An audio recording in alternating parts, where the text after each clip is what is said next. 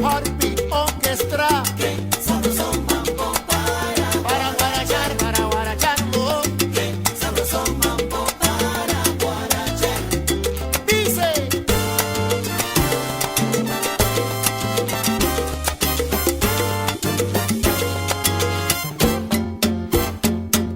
Óyelo, Bobby.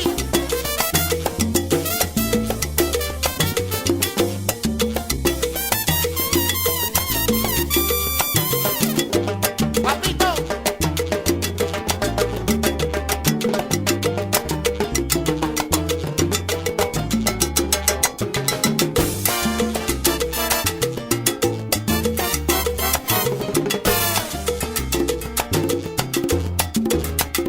Onza.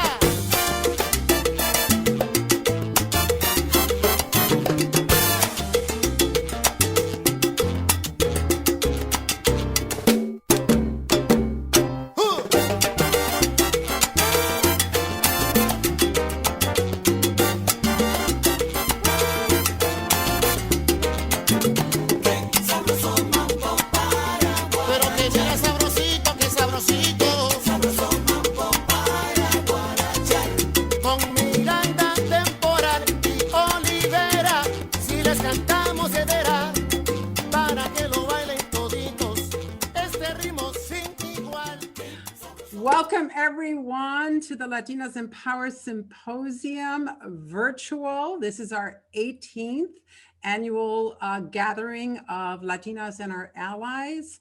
The music that you just heard is by the Latin Heartbeat Orchestra. They are homegrown. Willie Mendoza has given us the rights and the permission to use their music in all of our platforms. So me, as a salsera, I always sprinkle everything I do with either salsa music or coming in dancing salsa. So for some of you that know me, that is part of my passion. And so I do not leave my culture at the door. I always bring it with me. I'd like to welcome those bienvenidos a todos ustedes de los Estados Unidos y los diferentes partes del mundo también.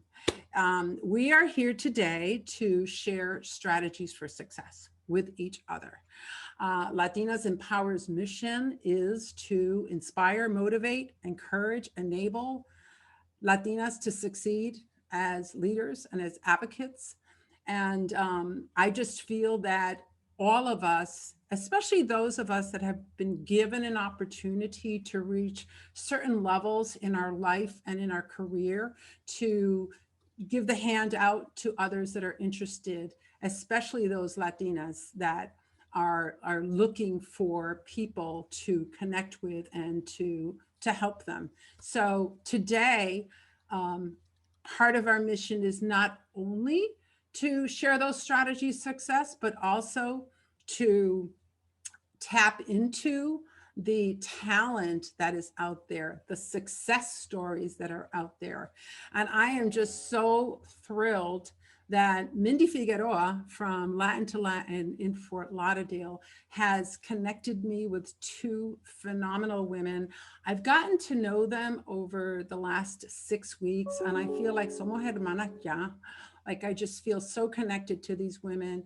And you know, when you meet like-minded people, it is such a powerful shot in the arm that helps you. Because of epidemics that we had forgotten. Okay, so we've got another sound coming up here, David. If someone could mute themselves. Okay, thank you so much for that. So we have met these two women and they're going to be sharing their stories with us today. And then we're going to have a wonderful chat together to talk about, drum roll, I know somewhat taboo in the Latino for me anyway, is the idea of building wealth, building family wealth, building generational wealth. And so that's what we're going to talk about, the three of us, once we hear their story.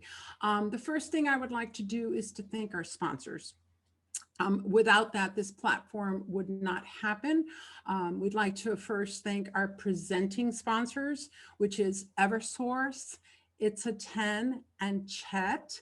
They have been with us for years. We'd also like to thank Mass Mutual, the Hartford, Voya, Webster Bank, AARP, Latin Financial, out of Newington, Connecticut, Liberty Bank, TJX, and the YMCA of Greater Hartford, and also all of our media partners. Without them, Buzz Engine, Camelo, Latin to Latin, La Voz, and Latin Heat, we would not be able to get the word out. So thank you to all of them. So with that, I do encourage you to follow us on YouTube, and we've really done a great job with our Instagram platform.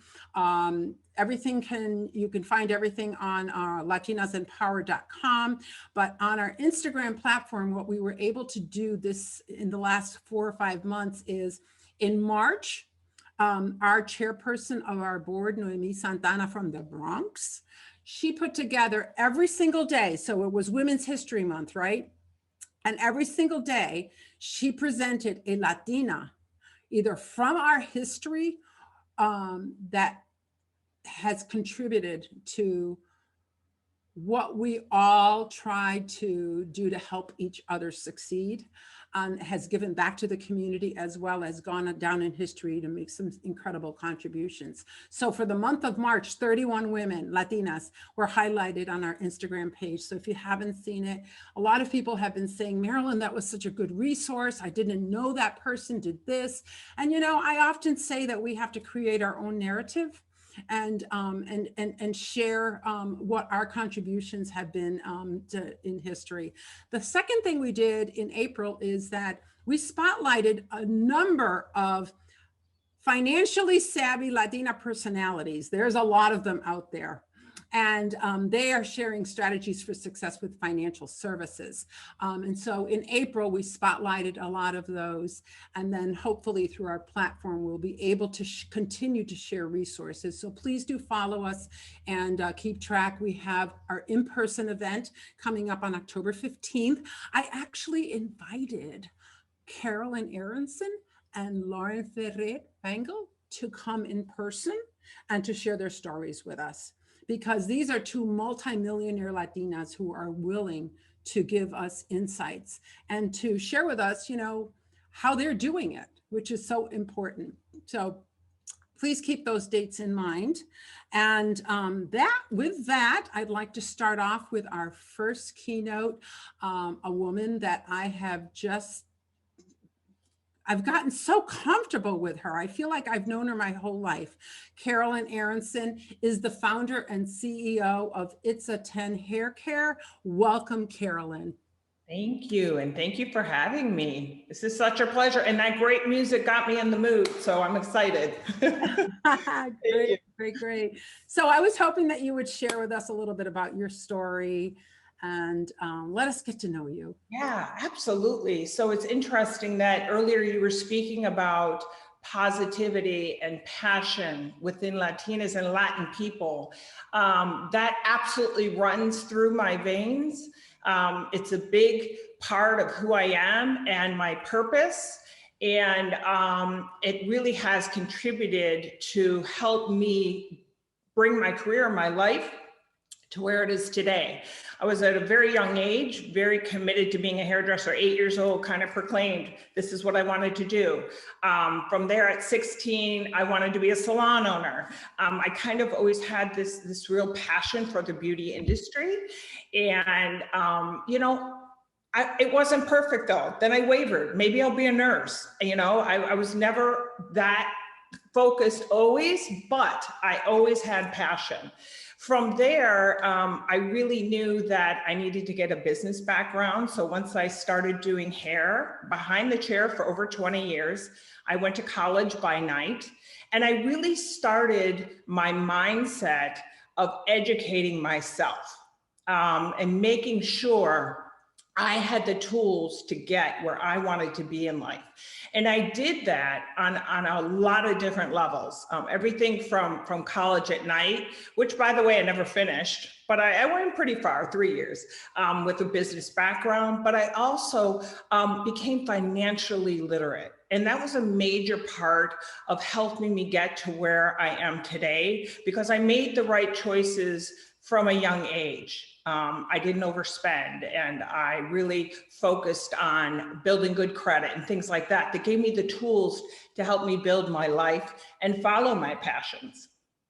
So, you know, when you and I first met, first of all, I was using your products, and my daughter, my 28-year-old daughter, her bathroom is worth hundreds of dollars in your product.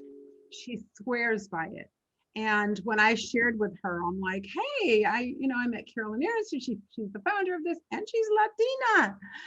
And so I was like, she's going to be one of my speakers. She goes, what? She goes, really? And so it was just really exciting for her. I know that, for you, having been adopted and having two families now, you came from a Puerto Rican family. Tell us a little bit about that experience, because to me, it's such a fascinating story to what I call retroculturate to the Latino culture, and what that looked like for you. That is so like, I love that term. And it's amazing how many Latin people I meet that actually born in the States, don't necessarily speak the language. It gives me hope that I have this ability to kind of still get better at being a Latina. So it's interesting. I was adopted at the age of 2 by an American family. And I mean like the Cleavers. Blonde hair, blue eye, Ford driving, apple pie eating Americans. And so I was raised in Michigan. Not too many Latinas around. We tried to find them, and I didn't even discover I was Puerto Rican until I was 26 years old. I knew I was Hispanic, but I did not know I was Puerto Rican. So at the age of 26, I was reconnected with my birth family. And so for the last, 25 years, I've been infiltrated in the Puerto Rican world and connected with it more. And it actually really started making sense to me, who I am, why I am the way I am. I understand the hot Latin blood that runs through my veins and really makes me who I am today. But it also, the family that raised me really showed me how to live life. And that's something I think that sometimes Latinas are lacking, are those mentors, like you were mentioning, are those people that actually sit you down and teach you how to do certain things that are really gonna help you build that generational wealth and really give you the empowerment to do it. So I've been blessed on both. So you went from not really knowing what you wanted to do when you grow up, like many of us. I know for me, I came from inner city. I had no idea what even college was. My parents would have been happy if I just graduated from high school. And it was fortunate that I had, my mother who believed in me, la educación es la cosa más importante del mundo. And she drilled that in us. So we knew that that was an important thing to keep going, even though she had a 3rd grade education. She knew how important that was. And so, for me, as I went through my career, college was not an option. And so looking around, once I entered in my career, I was often the only Latina, at the table. And so finding mentors and finding people that can encourage us was definitely something that was limited. Like, what kind of people did you look to that helped you to follow this path? Well, first of all, you're worth hundreds of millions of dollars today. Yes. Starting out from where you are to having built a $1 billion business. Just tell us what that is like. Yes. What is that like? Well, it's interesting because I never really ever thought I would get here. I've been fortunate enough to really understand how to compound wealth, protect it, grow it more. And I've really lived a very astringent, almost like a Latina Susie Orman, I say. I've always been extremely conscious of how I spend money to this day. Excuse me, TJ Maxx, I'm a fashionista. So basically, you know, I think being conscious of the process along the way, it ultimately snowballs, and before you know it, you'd be surprised what you can build. Also, having the persistence. I never take a no for an answer. I always find a way. And I think that's an absolute must for any entrepreneur. There are always roadblocks. There are always ups and downs. I don't care how many zeros you have after what you've built. It doesn't necessarily get easier. So having that ability to really stay persistent is a big part of it. And ultimately, I think staying grounded. Just because the money comes doesn't mean you have to spend it. Like I said, you know, I still love a good bargain. I love to bargain hunt. So there's a lot of ways. It's not what you have, it's what you do with what you have. And that's how I got where I am today. Put that in the chat. Somebody needs to put that. What did you say? It's not. And my father taught me this. It's not what you have, it's what you do with what you have.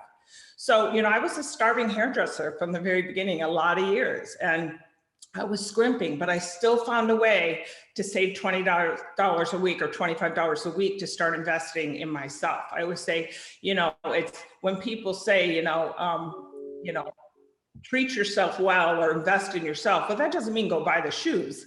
It's more about building your future and making the right decisions to do that. So sometimes that means, you know what, make your coffee at home. Stop with the $5 a day Starbucks, because that all adds up. So all of that kind of mindset has really led me to where I am today. And you know, I love the fact that you have been so successful.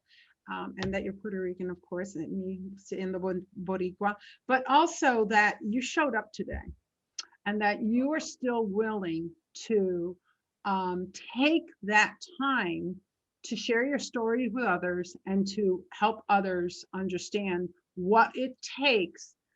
Doesn't have to be a person worth hundreds of millions of dollars, but what it takes to be financially comfortable, financially stable. You know, I can remember the first time that I finally had, this is years and years ago, but I finally had $1,000 saved in my account. And I was like, oh my gosh, I saved $1,000. And I still remember that feeling of accomplishment that I could do this. I still remember, you know, when my credit score went over 800. How important. I wanted to like put it out there and share it with the world. And of course, it's, you know, it's not something that, but you should, and we should, and that's what we should do as Latinas. We should inspire each other. We should talk about these things to each other. We should help each other understand that you too can become worth hundreds of millions of dollars. Find your passion, stick to it, stay persistent, stay positive. That's a key thing as well, because positivity really helps you with your perception of who you are and what you can achieve. And we can do this. And I think that is something that we haven't necessarily been taught as women, you know. And I think a big part of what who I am today was a father that really sat me down, educated me. I had 3 older brothers, so I was the only girl and the youngest. And this is a man that could have just tried to shelter me and protect me. No, if anything, he said, "You're my little businesswoman." He inspired me. He taught me. I started a 401k in my 20s. His rule was pay yourself first. And like I said, that didn't mean go buy the shoes. Pay yourself first meant make sure you save for your future so that you can build a future. And how do you go about doing that? How do you go about building generational wealth and compounding it? I started getting into real estate. That's how I started my first hair product company. So there's a lot of ways to the dance, and keep an open mind and really understand that you know, it's you can do it all, really, what you set your mind to. And you know, when you and I have had a few conversations over the last couple of months, and you said something to me. My dad, when I was young, used to take me to these retirement seminars. Like that was your father-daughter thing to do. So, you know, Instead of going to the amusement park, you went to the financial I learned to do my own taxes. I learned what it meant to funnel money in certain ways. I learned how to save on your taxes. I learned about good credit. I had my first credit card at 16 years old. I don't even know how I got it. Sears just sent me a credit card and I thought, I'm going to use this to build credit. And I started at 16 years old to do that. I didn't just go shopping on it. I really knew that this could be my ticket to good credit. And good credit means, you know, not necessarily car loans, because I always drove an older car, but mortgages, business loans. And I you know, utilized that credit. Actually obtain these things and buy a salon. I became a salon owner. I bought real estate. I flipped condos. I did things that helped build my wealth and my foundation. And from there, I took and I invested it into businesses. And obviously hair care being one of them. That really, my first hair product company completely failed. I lost $500,000. Was down to my last $80,000 with my partner. We each put 40 in, started It's a 10 with one little closeout bottle because I couldn't afford real bottles, you know. this one? Yeah, it was similar to that. It was similar to that. But ultimately, yeah, I mean, and here I am today, over 75 SKUs, and we're a worldwide brand. We're expanding into other categories. We do makeup, we do hair tools. I'm creating a head to toe It's a 10 experience, so. Speaking of that, you just launched your makeup line called Be a 10. And everyone, I do have it on today. I have to tell you, I know you sent me the full line so that I can check it out. And so the foundation feels like I'm putting water on my face. It is absolutely amazing. You've done a phenomenal job with that. But one of my favorite products in there is this thing, which is a lip stain. And at first I thought it was orange, but it actually just goes with whatever color you're on. So it actually has a tint to it. So congratulations on your new line, Be a 10. I could talk to you for a long time right now and how did you create the name and like all this other stuff, but I know that we have limited time, and what I'm hoping is that you will join us in person on October 15th at Hartford, Connecticut, so that we can really learn a little, so people can just kind of go, so what'd you do? How'd you do? You know, because our women want to know more about you. Isn't that awesome, Sylvia? Thank you so much. I absolutely love all the passion here. This is awesome. So what we'd like to do right now is to bring Loren on, because having two women like yourself, one which is a self-made multimillionaire, and the other side of which is a woman who's worth hundreds of millions, but that it's family wealth. It's inherited wealth. And what that means, what the responsibility of all of that is to be in that kind of position. So right now, I'd love to welcome Loren. There she is. Loren Ferré Rangel is the Chief Business Development Officer for Grupo Ferré Rangel. And I just have to say, she's probably going to tell us this, but her family is very, very well known in a very good way in the island of Puerto Rico. So I would like to welcome Loren to the stage. And hi, Loren. Hello. You look fabulous. So much, Marilyn. Thank you. And Carolyn. Directamente de Puerto Rico, right? Are you Desde Puerto Rico, Isla del Encanto. Oh my gosh. And our poor island, Loren, and everything that it has been through, and we still survive.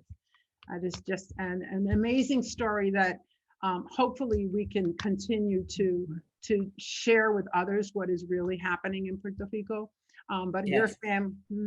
your family has always been, you know, one of those families that is looked up to, and all of your contributions. So thank you for that.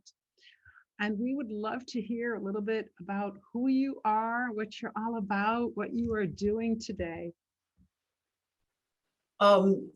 First, I really want to thank you for the opportunity being here and speaking with all of you and sharing a little bit of insights. What I thought I would do was tell you a little bit of the context in terms of what the family enterprise is. a little bit about the family and a little bit about myself. And then we can go from there when we talk in the fireside chat.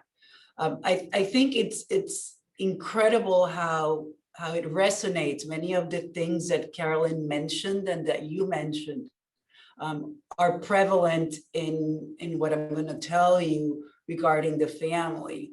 Grupo Ferré Rangel, for those, who do not know us, we are fourth generation family business, right? Mission driven, and I'll talk a little bit about what that means.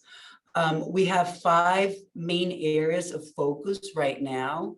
It's media, real estate, customer engagement, which is call centers. We have an area that focuses on investments and an area that focuses on social impact and innovation, which is very dear and important to us.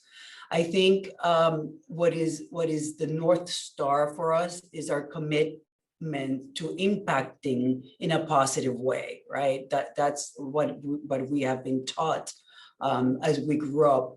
And our story, our family story, is intertwined with the development of the manufacturing industries in Puerto Rico. So it goes back to 1876, where our great-grandfather, Antonio Ferré Bacallao, was a self-taught immigrant from Cuba. He was the son of a French engineer who worked in the Panama Canal. From the beginning, we see here a man who studied by mail in order to become an engineer. And this is at the point of the sugar cane industry. In 1918, our great-grandfather founds what was called Puerto Rico Iron Works, and that's the time of the sugar cane industry in Puerto Rico. So that's how we become, in terms of the history, intertwined with the manufacturing and the industrial part of the history of Puerto Rico. Fast forwarding to the 1940s, our grandfather, Luis Ferré, there were 4 brothers and 2 sisters, had recently graduated from MIT and comes back to Puerto Rico to work with his dad in order to do innovation and modernize the foundry business at home. They eventually founded with his brothers and their father, what was called Ponce Cement, which eventually becomes Puerto Rican Cement. And now we're in the 60s, and my dad, right, I'm talking about another generation, already starts working at the Ponce Cement, and eventually leads the Ponce Cement to the New York Stock Exchange, and it becomes the Puerto Rican Cement Company, and the first actually Puerto Rican company to go public. So as you can see, the evolution of the family is inextricably intertwined with the development of the island, and that sense of responsibility has always been with us. There's a component here that I would like to also add, is that my great aunt, while there were the manufacturing and industrial side, we also had very present a commitment to what was for the benefit of the people of Puerto Rico. My grandfather, with his wife, Lorencita, founded the Ponce Art Museum in 1959 with the intent of bringing Europe to the Puerto Ricans, right? For those who were not able to travel or did not have the opportunity. And his sister, our great aunt, founded the Centros Sorisolina Ferre in 1969. And pre-COVID, the center served around 35,000 people with their programs and services. So you can see that there are these 2 parallel lanes that have been constantly present in the family. Eventually, going to the present generation, in 1970, our dad buys the newspaper El Dia from our grandfather and brings it to San Juan and modernizes the paper at that point, adding color to the paper and switching the format from a standard to a tabloid. So we grew up, and this is where the story, I grew up with El Nuevo Dia as the sixth and youngest child in my family. I'm older by a couple of months, and this is where my story really begins, right? I'm the youngest of 5 siblings, and the paper baby, of course. And I grew up in a context where Puerto Rico's issues were at the core of our existence, right? Conversations about each of us, the children, were intertwined with conversations about the paper, the role of media in a democracy, the challenges and the responsibilities. This is where I learned that the ideal of service as a basis of a worthy enterprise. So those values were there present from the early start. Very important, and as we talk as mentors, about mentors, and Carolyn talked about her father and the role of parents. Our mother, Luisa Rangel, a Cuban exile who later finishes her college degree as she raised the 5 of us because she couldn't finish in Cuba, actively participated in the family conversations to the point that eventually, and I'll talk about this further on, we used to call her the CEO, right? The Chief Emotional Officer of the family, a highly influential and critical role in the family business because it stewards the relationship between the family members. And one of the learnings is that if the family is not well, eventually a family business will not go well. So it is very important, that relationship between the family members. So going back to the importance of parents and the role of working, right? Working, we were taught that working dignifies, and that learning, as you both said, and knowledge are the one thing nobody can take away from you. Money, you can make money and you can lose money, but what you learn and your knowledge is yours, and you can build wealth from it. So lastly, the principles, the concept of family unity, right? That essence where we are all part of a whole and nobody's better than anybody else was essential in our upbringing. That role of the media, as we learned the challenges that Dad was facing, helped us understand the importance of the enterprise and the importance of work, right? That we were not entitled to have a role in the family business, but we had to earn it and we had to go study. And we'll talk about what the family protocol is and what the rules of engagement are in order for our generation to work and for the next generation to work. We have 13 grandchildren amongst the 5 siblings, and we have rules. And if you want to be part of the family business, you have to follow those rules. So we'll talk more about that. Lastly, I just wanted to share a couple of insights regarding, learnings that I've had, and actually Carolyn mentioned most of them as well. Everybody has a talent and a purpose, and each one of us is responsible for finding that talent and put it to the service of others. I've learned that grit and perseverance and passion usually lasts longer and takes you further than talent. So it's really about resilience and going through and moving forward. So those are some principles that we hold dear, and I wanted to share them with you. And that's more or less the story.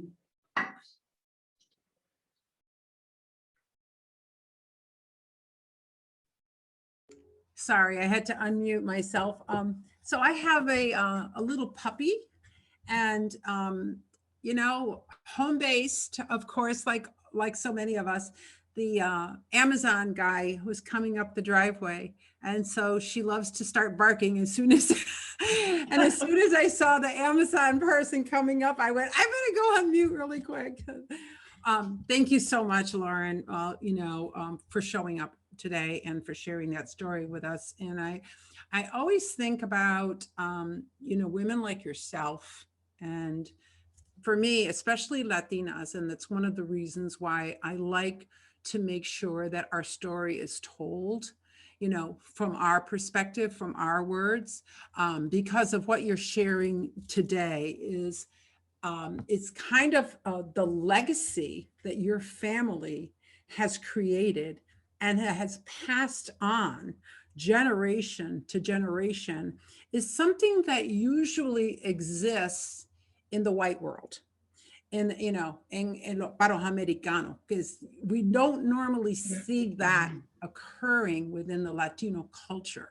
So for me, it is like so exciting to see that this is happening. I know for me, that's so important. And in terms of like you being the youngest of 5 grandchildren, I want to hear a little bit more about how you handle yourself, how you communicate in a way where your voice is heard, that, you mentioned a lot about the rules of the family in terms of respect and all of that, but darn it, sometimes when it comes out of a woman's mouth, it doesn't always have the same kind of hit. Talk to me a little bit about how you manage and handle that kind of those dynamics and those interactions, because we need to know more for our own selves on how to handle situations. That's a great question. Particularly, the primary business was and still is media, right? And the role of women versus men in media, well, it's changed a lot, but a couple of insights. I think we were brought up, particularly with mom. She taught us and asked from us exactly the same as she asked from our twin brothers. So we were treated no different, and that gives you a sense of, I'm prepared, right? The same as any other man.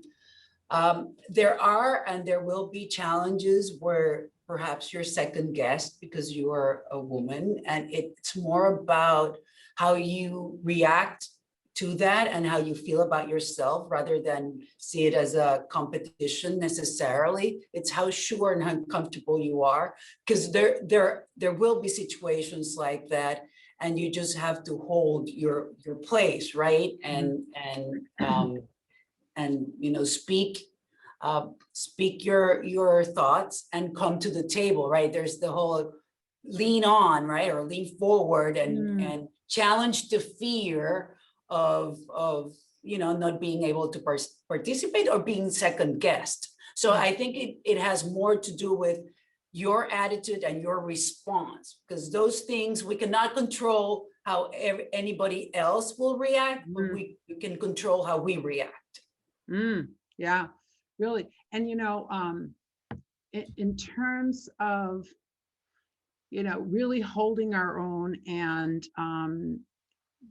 positioning ourselves to make sure we have a seat at the table. Right. We often look around and look for other people that have qualities that we feel, okay, that's something that could be authentic to me. And you find somebody else and that has a quality that you go, that is a quality. Tell me a little bit about the women that you admire, the women that you look up to, the women that you have learned from, and what those qualities are that you feel have really gotten you into that position that you are today, a position of respect, of position of admiration, of position of a Latina that is paying it forward. All of what Loren is about today. I would start with my family, not necessarily in a professional sense, but still women that were avant-garde and fast forward thinking. My grandmother, Lorencita, whom I was telling you about her, 1926, she graduated from her master's degree, right? Which tells you a little bit about a Puerto Rican who goes to college and does her master's degree in 1926 and eventually comes back to Puerto Rico and teaches public school in Mayagüez. So here's a woman who at that point, you know, was striving to get an education and, you know, become what she was meant to be. That's one example. We have in the family Rosario Ferré, who was a writer and a well-known writer, and she did her own path and actually was really unconventional in many of the ways that she thought.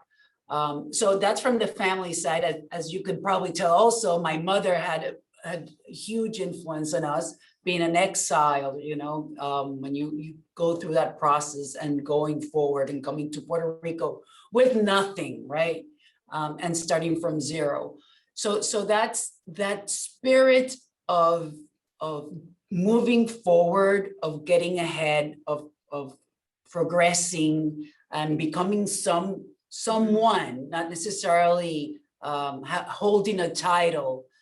I would say that they have inspired me. In terms of professional, my dad was a very smart man in the sense that he always taught us to pick people that were better than us in order as team players, because they complement your talents. So he had a wonderful CFO, a woman, and she's still a dear friend. And I learned a lot from her. Her name is Anna, and I'm sure she's doing very well. So, and she did all the financials, right? For the Nuevo Dia at that point. So those are a couple of examples in diverse areas that I would tell you about. So finding people that know how to do things better than you is important to make sure you keep in your little arsenal of resources, is what I hear you saying there. So you were talking about your family, you know, originated in Cuba, right? Yes. And how do you identify yourself? Do you identify yourself as a Boricua, as a Boricuba? I mean, how does that work? No, I identify myself as a Puerto Rican, right, or Boricua, but Cuba is very dear to us, from both sides, right, from my great grandfather and from our mother's side. So very dear as well. Mm-hmm. And so, you know, I understand that you are now starting to explore more opportunities in the United States. Correct. And I look forward to seeing more of you out here. We definitely need more women with your knowledge, experience, and passion as part of the movement, the women's movement here in the United States, the Latina movement here in the United States. You know, Latinas in Power is just one entity of so many other Latina organizations that are taking place in the US. Right now, you know, golf has become a Latina thing. There's a woman, I think she's online, she's with us today, Azucena Maldonado, who started the Latina Golfers Association, LGA, not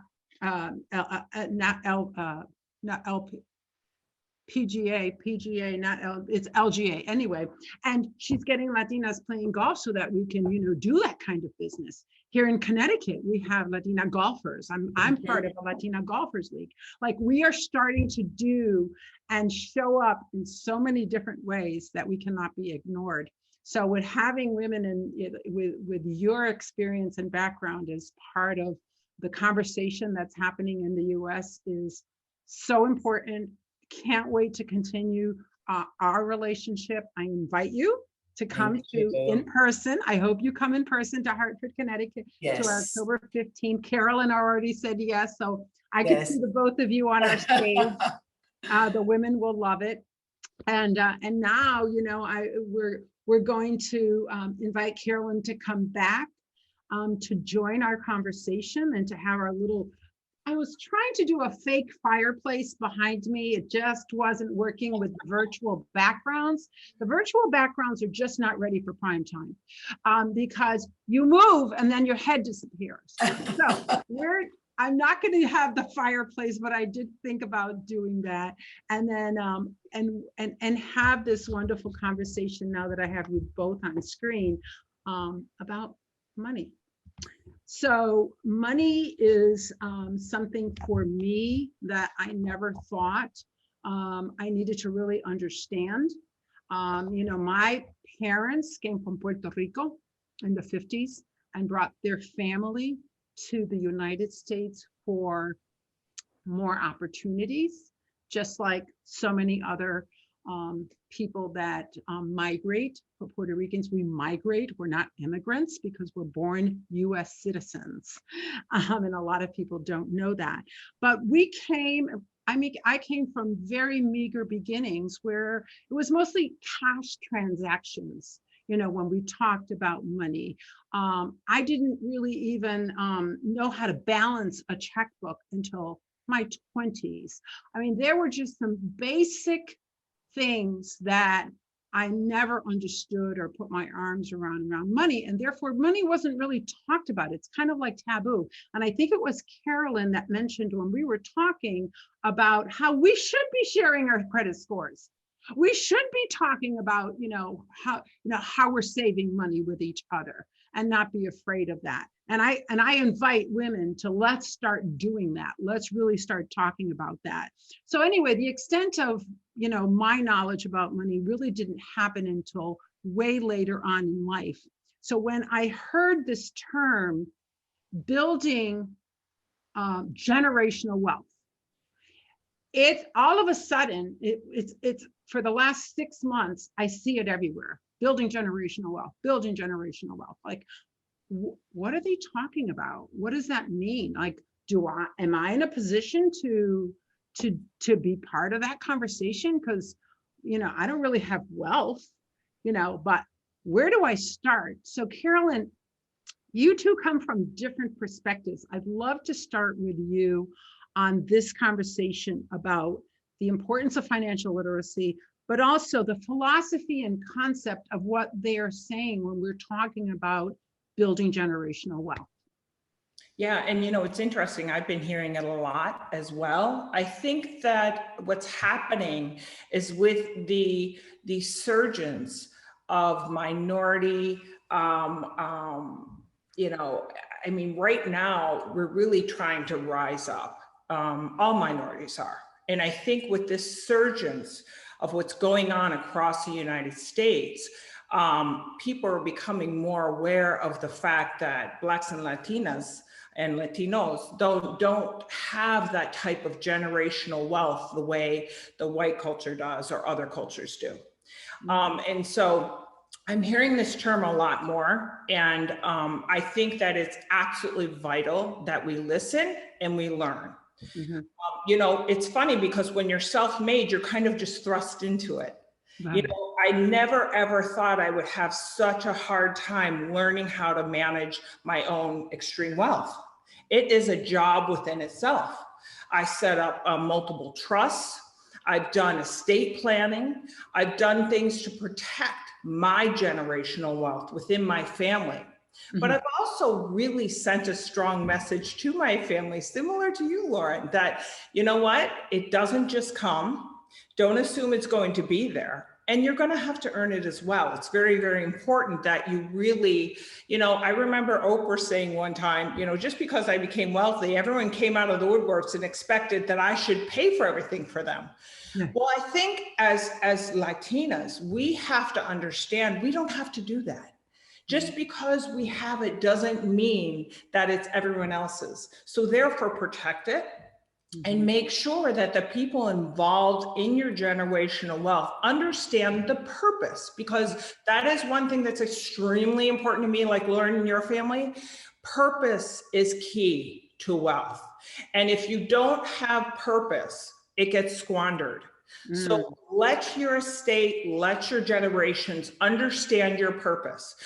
I've created foundations. My daughter is involved in it. She's only 14 years old. I teach her. We absolutely, having wealth is no good if you don't have purpose. So I'm working with other foundations that actually inspire Latinas and Blacks to thrive. It's actually called Thrive. It's about really creating more Bill Gates. It's about creating more, Latinas that are CEOs. It's about inspiring our people to be able to thrive within our cultures, but really within the United States, and really rise up to really show our passion and our positivity, because that is what Latinos are about. They're organically passionate and positive people. And that can just snowball into a lot of great things, and you create that wealth with it. And so I'm hearing you saying there's a responsibility that goes along with it, but I want to back up just a little bit, because both of you are acá. And so many of the women that are participating, especially today, are not there, including myself. But so let's back up to like even starting with, what that looks like. So if someone says, pero yo no tengo dinero, nena, I'm just paying the rent, I'm paying my mortgage, and I'm doing this, I'm like, that's the mentality that I believe we need to change, because even if you only have an extra $25 a month, I'm making it very simple. Like, you have to start somewhere. Talk to me about what mentality is needed for us to start to shift, so that we can start to believe that if it's $25 or $1,000 that we have in the bank, and what can we do with that to start thinking about building this generational wealth thing?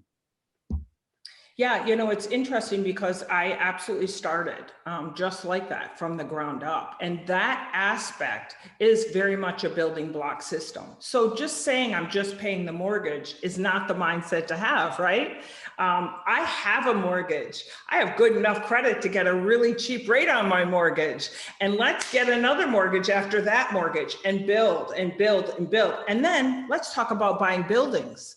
Let's think big and empower yourself to think that way, because that's what happens. It just all snowballs. Did I ever think I was going to be here? No, but I did have a very large vision all the time, usually thinking 2 to 4 years out and working my way back from there. And sometimes, and real estate was, as I mentioned before, a very large part of how I grew that.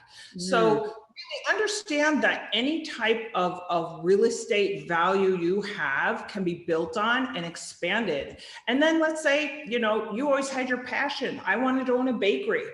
Then you go into owning it can just, whatever you dream can become reality. But understand, I totally get it. You have to start, you have to crawl, then walk, and then run. It doesn't happen overnight. I've owned It's a 10 for over 16 years. And before that, I owned other businesses. I owned homes and real estate. It's been a process that's built, and you too can do it. It really just takes passion and time. There's a woman that was on one of our panels last year. She stayed as all of my speakers have been stayed as dear friends of mine. But Glenda says, buy houses, not shoes, is one of the things. And I think there may even like something like that. That's the kind of you get both. That's the kind of shift that we need to thinking about. However, I am risk adverse. I am a little bit of a chicken mierda at times to say, sí, tengo ese dinero ahí guardado. I have that little money saved aside. So I want to talk more about that in just a moment, but I want to go to Loren, because I would love to learn more a little bit about the principles and the values around okay, so now you have this, you know, you're in this space, like, Mhm. what's the importance? Like, what is it that you need to do, even if it's somebody that saved $50,000, for example? Okay, the planning and the principles and the values that go along with having that little bucket of money and what you do with it, especially from your perspective. Yeah. Going back to what you were talking about before, and it may sound simple, but it doesn't matter what age you have. We were taught at a very early age to have 3 buckets, right? And it can be 4 buckets. One bucket is for or piggy banks, right? For my daughters, I use piggy banks. One piggy bank is for spending. One is for saving. And the third is for donating, right? And the saving could be for investing, right? Getting to that analogy. The thinking behind this is that no matter what amount of money, whether it's $50 or $1 million, you don't spend it all, and you start to think about how you're going to manage that money, right? From an early age. So that principle, and which leads me to the discipline, right?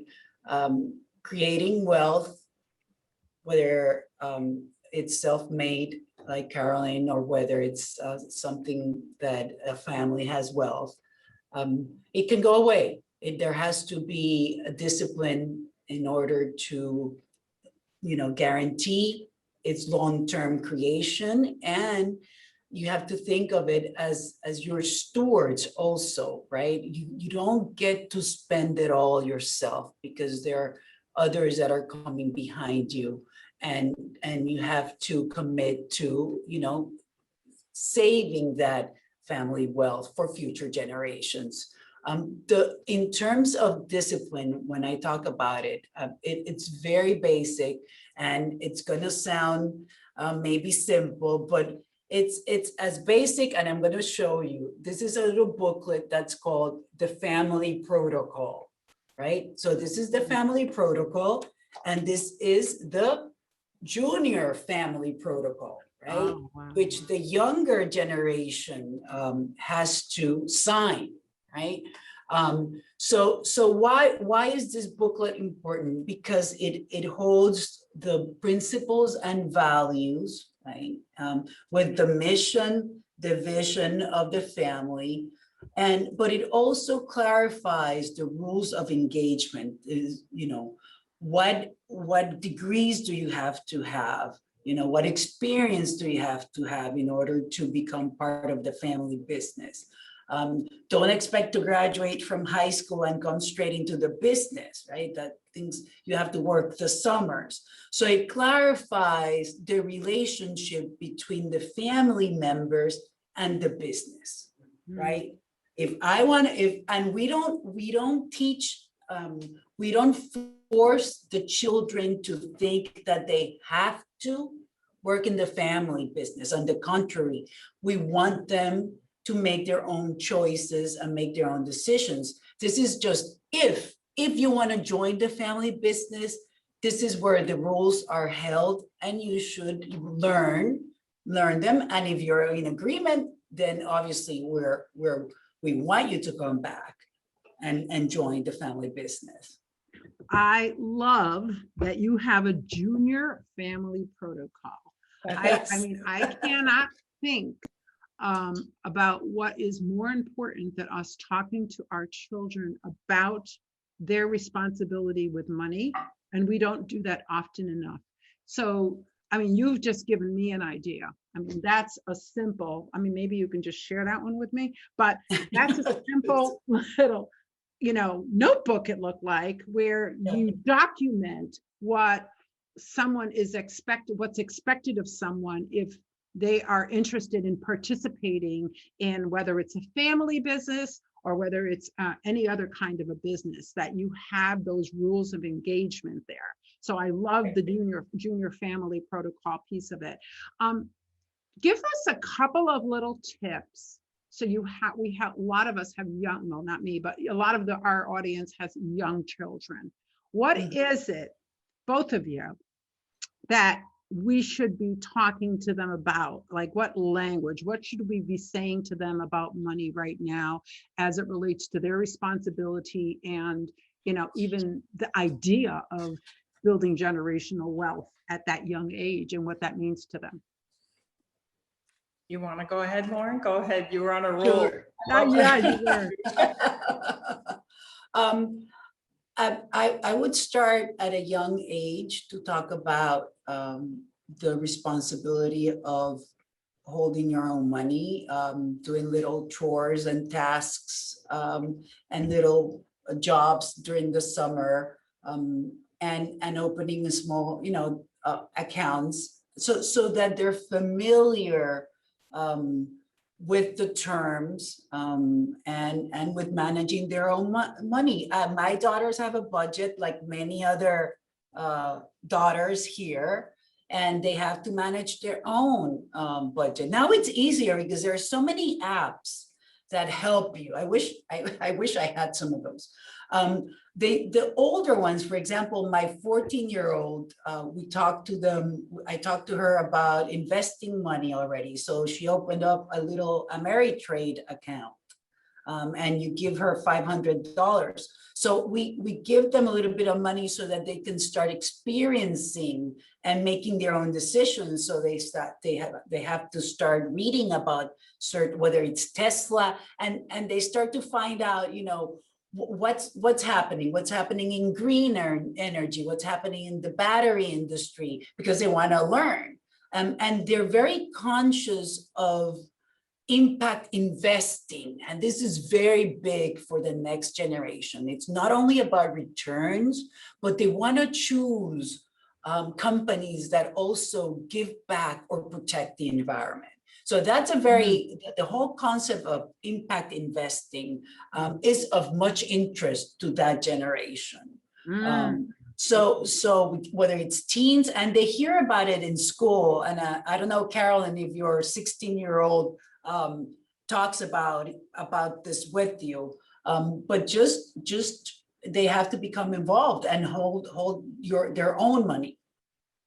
What do you say to your 16? What do you say to this, Carolyn? You have a 16-year-old and you have a 3-month-old, right? Same thing. We just opened up an account for my 14-year-old for her birthday. I think there's nothing better than empowering anybody, any human being, by actually them having a little bit of money and learning how to work with that money and watching it grow. So teaching them what it means to see it grow. What is that going to mean to you? It's going to empower you, right? So that's a big part of it, is really inspiring them. But let's get a little bit more granular, because I really even believe we even have to have the not so good conversations sometimes, where I literally am saying to my 14-year-old, do you really feel that that's a smart way to spend this money? Really calling them out, when they want to go and splurge and they want to waste, is this really the best thing to do with this money?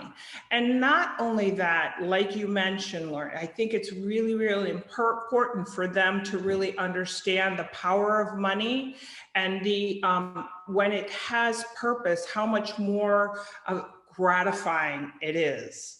And so, like you mentioned, if you are going to spend money, is it going to have purpose behind it?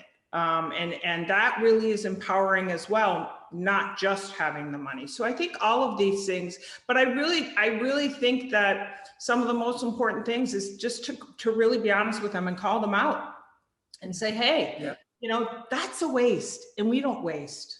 We do not. And talk about the mistakes you've made, right? Yeah. One has made. We always talk about, the examples of, oh, I did so well, but talk about the failures, right? We learn so much about what did not go right so that we don't make the same mistake again. Helping them understand those failures are what you truly end up learning from in life, and in business too. Exactly, personal as well as business. So really helping them understand that you know, they too are going to have failures, and it's okay. And, you know, it's really going to help you And celebrate. the mistakes. Yeah. And learn from them. And celebrate failures. One thing, So one talk thing- about the sorry, failures Marilyn. and celebrate them. Say, I'm so glad I failed at that because now I learned what so-and-so from that I'm a living example failure. of that. Yeah, my first company. One thing we do with the next generation, right? I was showing the junior family protocol. We have what's called the family summit once a year. And we bring all the grandchildren together with our parents. My parents are still alive, thank God. And we talk about the businesses, and going back to what we're just speaking, the learnings, what did not go well in the businesses, because we need them to understand what are the threats that can happen in the family because of whatever little fight that could transfer into the family business. So that symbiotic relationship is essential to understand. So once a year, we bring them together and say, this is what's going on. These are the challenges. These are the family businesses that have failed, and why have they failed, right? And usually it starts in the family and then it moves to the business. You know, Loren, Abigail Ortega, one of my golf buddies out of the Los Angeles, has a question in the Q&A, which is to you about what you just talked about. But she goes on to say, but how do you keep harmony in the family to strengthen that business? And you and I talked about that before, because that could be a challenge, the harmony piece of it. Talk to me about that a little. That's the glue, right? The glue. That's the best way for me to describe it. And it is such an important, particularly when we're 5, right? Before us, it was dad, and before that, his father with his uncles. And in that story, in my grandfather and my great aunts and uncles, there were fights. And we learned from them, and there were businesses that failed. So it is from the experiences of some of the issues from the past that we applied that knowledge to the present generation and to the family protocol for the next generation, right? But going back to the harmony, and you have to be in agreement. You have to come to the table and be able to honestly come forward with respect, right? The issues have to be talked about with honesty and clarity. We do not come in with personal agendas or egos, which is sometimes hard, right? We're 5 and we're all capable human beings, but we have to put our egos on the back seat and think of the business on the front seat, right? What is best for the business? What is best for the family? And there will be times where other people, this is interesting, where other people will try to challenge and break the family unity, right? For whatever reason, power, influence, many. So that communication and understanding between the 5 of us is key. And it starts with respect, right? Honesty, and understanding that we're all in this with love, right? And it's going to sound, but it is true. Above all, the foundation is love. It's love for the family, and it's love for each other. Oh, I love it. I love it. So there's a couple of questions here that I'm going to combine because I think that they go together. Mindy Figueroa from Latin to Latin and Diane Rodriguez have similar questions. And that is, especially Carolyn, you just had a baby. She's 3 months old. I know you swear she's talking already, but she told me the other day, she goes, my daughter said her first word. I'm like, Wait till you see. Huh? Very Latin. Okay, you're going to show it to me.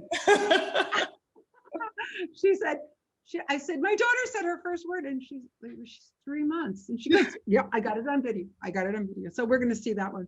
So the combination question here from both Mindy and Diana Rodriguez is, you know, your role as a mom, of course, and you're a new mom, plus you have, is it a 14 and a 16-year-old? Four other children. And so, okay. And so, and then the combination is, how do you manage work, family responsibility, especially when there's a lot of balls in the air? A lot of people cannot handle it. It's very, very challenging and difficult, no matter how good our intentions are. What do you do in order to continue going and reaching those goals? Because now you're expanding so much. I can't even imagine what that looks like. What does that look like? Well, it's extensive, and the team around me is superior. That's really important, is to ask for help. But when I was starting from nothing, and I had a little, baby at home and my company was exploding, I found a way to work from home, and I actually moved the entire company into my home. The entire lower level of my home became, it's a 10. I lived and breathed my company the way I had to in order for it to succeed in the way that it is today. I sacrificed a lot, but I was willing to do it. But I made sure that I was there when my little 4 and 5-year-old daughter got on the bus, and when she got off. I literally dropped her off at the front of my house. So I really focused from 9 to 5 on what I needed to focus on. And then obviously I had help in the home before then, so part-time. And I literally would run from room to room. And do what I needed to do to make it all work. So, that is one thing people say to you: how do you get to where you are in life? It's immense sacrifice. And you just find a way, and you find creative ways to make it all work.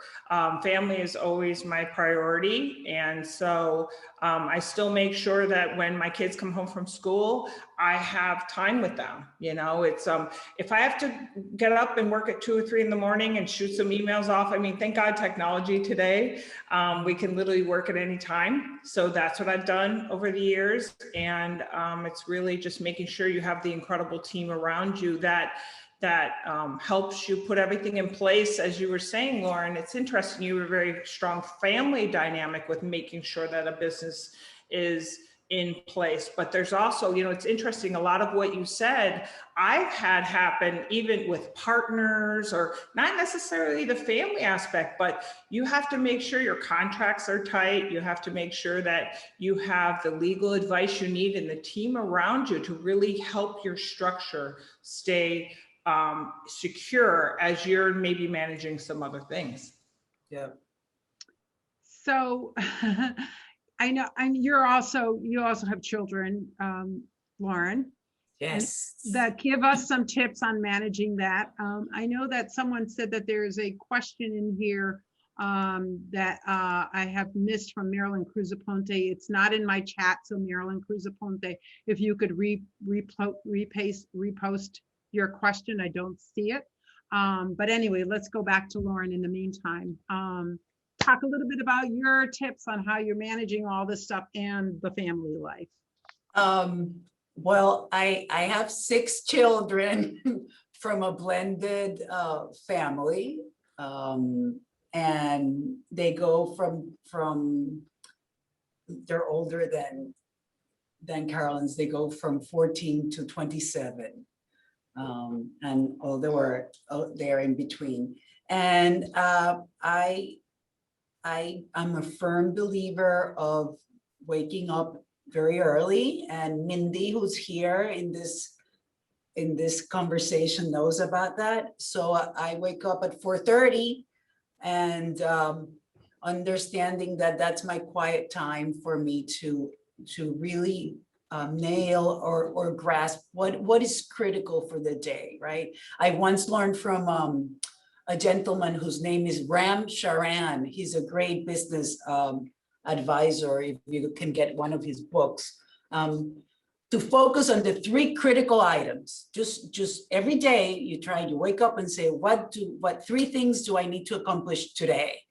So I do that before the emails, right? Because if you open the emails and you start writing back, then you lose focus.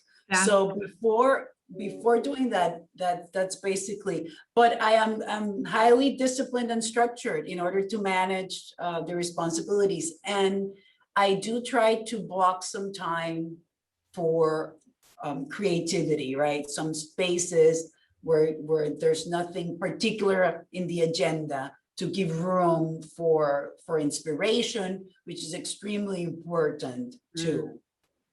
Those are such fabulous tips. I'm actually going to do that one, as you know, because I do my morning meditation, I get myself centered, and then I go to email. So I need to swap out those things, and make sure that I select my 3 things that I need to get accomplished for the day. So thank you for that. So there is a very good question that is here.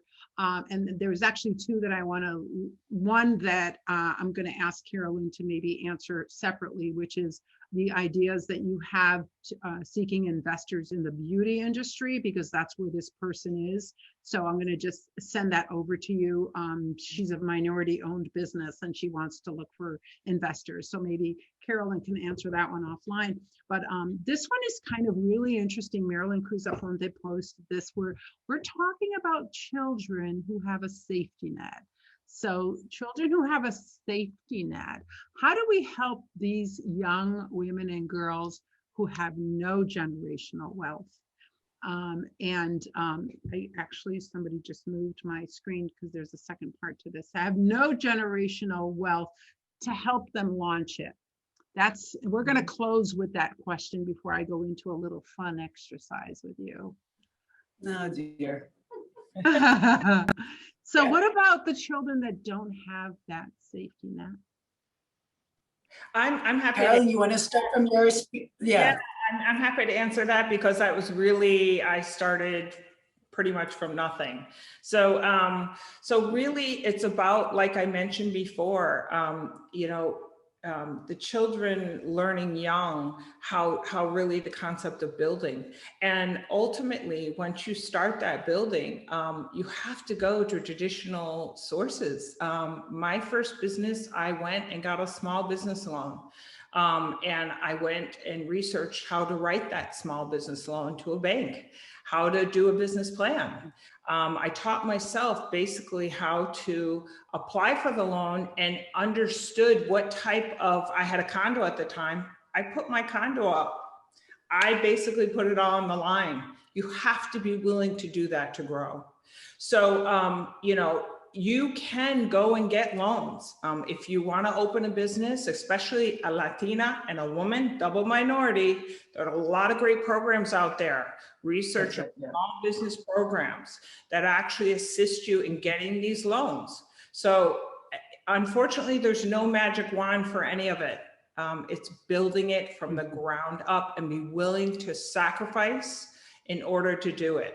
And that's why I guess if everyone could do it, they would, but it's not always easy. You really have to be willing to take risk. Yeah. I've done it 100, I'm still taking risks to this day, even with more zeros out. Yep. So it's just a way of life for any entrepreneur. And if you're willing to enter that realm, you too can build whatever it is you choose to build. Yeah. I was going to add that I know, for example, community-based organizations like Centro Sorisolina, right, in the case of Puerto Rico, have programs that teach women and teach women with children that are, they are the sole providers in the home, in order for them to teach them about these topics. So doing research also in community-based areas, organizations in the areas could be a way to get some help as well. Yeah. Small business symposiums, going to anything you can that can help you learn how to start and run a business. You must be a sponge. You must be willing to do every single job within your company and understand what it is. So it's just part of it all. Well, we have come up on our time. I'd like to just close our session. I know we're a few minutes over because of the technology issues we faced today, but hang in there just a few more minutes with us. I have a would you rather kind of fun activity to share with you both. One is Latina style and the other one is just general, is would you rather either earn more money and be busier or earn less money and have more time to yourself?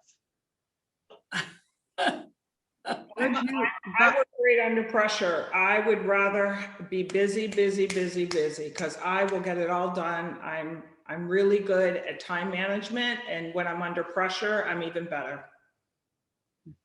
Okay, Loren. I would do the second one, have more time for myself. Okay, would you rather spend a weekend without your phone or your laptop? Mine is a laptop. Yours is a laptop. Okay. Laptop. Massive, multiple companies with this thing. Laptop, yeah. You know? But, okay, this is really getting to know you. Would you rather have a lot of acquaintances or just a few close friends? If you, in what category? So I would say my personal life, a few close friends. Okay. And then, oh, that's a good distinction. And in business? In business, A lot. It's all about networking. Right. A lot. Success, yes. So this is kind of going back a little bit to your younger days, but would you rather pay off your student loan or buy a house if you were in that position? Pay off your student loan or buy a house? Student loan. I personally would buy the house because I would flip it, make a lot of money, and one big payment. On top of it. Okay. Would you rather forget taking out the frozen chicken or burn your gandules or frijoles? You can't. Your beans. I like the bagao on the bottom. I like it a little bit burnt. So I'm all about the rice on the bottom. That's, you know, just a little. No, there's no rice here. It's frozen chicken or beans. Would you rather forget taking out the frozen chicken or burning the beans? No, you can't burn. Chicken. For sure. Okay, because you don't want to burn any beans. No. I know my mother said, y así te los come, you're going to eat them that way. Okay, would you rather get your face smashed really hard into a birthday cake or accidentally get hit by a piñata stick? Birthday cake. I'll probably eat it. I love sweets. Birthday cake. Birthday cake. All right. Okay, would you rather have Despacito playing every time you hit the brake or Gasolina play every time you speed up? Despacito. Gasolina. Carolyn. Gasolina. I like that. This is really getting to know you. All right. Would you rather listen on repeat for a lifetime to Tiempo de Vals or Mi Burrito Sabanero? That one's for you, Loren. Burrito sabanero. Mi Burrito Sabanero. I would too, absolutely. Loren, for you, I have, would you rather listen on repeat for a lifetime to J-Lo's Let's Get Loud or Demi Lovato's Confidence? Oh, On repeat for a lifetime. right. Let's Get Loud or Confidence? I think Let's Get Loud. Look, Carolyn, how about you? You know, I love J-Lo. She's definitely my girl. But Demi Lovato has a hell of a voice. So I would say Demi Lovato. Okay. Yeah. So talented. All right. Well, that is the end of our time together. Again, I invite you to Hartford, Connecticut on October 15th. I really hope you both come. I think it would be absolutely phenomenal. Thank you so much for taking the time out to share your stories with the folks that are on. Thank you everyone for joining. Please remember October 15th in Hartford. And we actually have a date for 2022, which is June the 2nd, full steam ahead, full program for our June 2nd of 2022 date, where we have a lot of good things that are coming up for Latinas in Power. So please keep an eye on all of our social media platforms. And thank you for joining. Enjoy some of our music.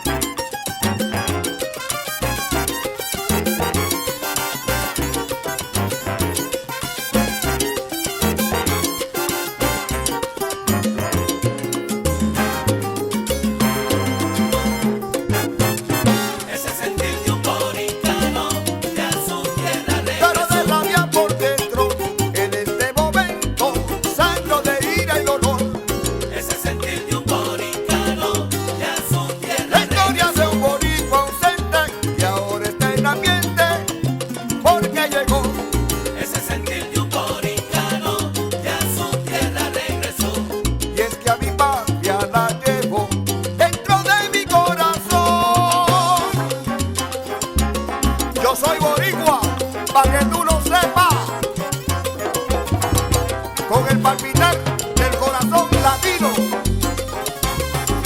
Salga.